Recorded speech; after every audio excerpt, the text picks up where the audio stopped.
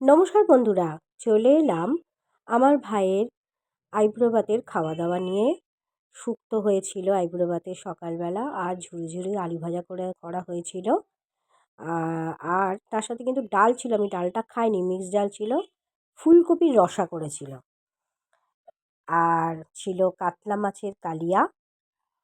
যে রান্না করেছিল সত্যি তার মানে হাতের জবাব নেই, একদম খুব সুন্দর রান্না হয়েছিল। আর মেন যেটা আইটেম ছিল সেটা হচ্ছে ভেটকির পাতুরি। ভেটকির পাতুরিটা আমি আপনাদের দেখাচ্ছি, দেখুন। একদম সর্ষেটাকে না ছেঁকে, অনেকে সর্ষে খেলে অসুবিধা হয়, দেখছেন কত সুন্দর একদম, আর খুব টেস্টি হয়েছিল। অসাধারণ রান্নাটা হয়েছিল, মানে না, মানে খেয়েছি তো আমি, যারা খেয়েছে তারাই বলতে পারবে। আর এই যে মিষ্টি নিয়েছিলাম, আমের চাটনি আমি খাইনি, আমের চাটনি ছিল, আমি খাই না।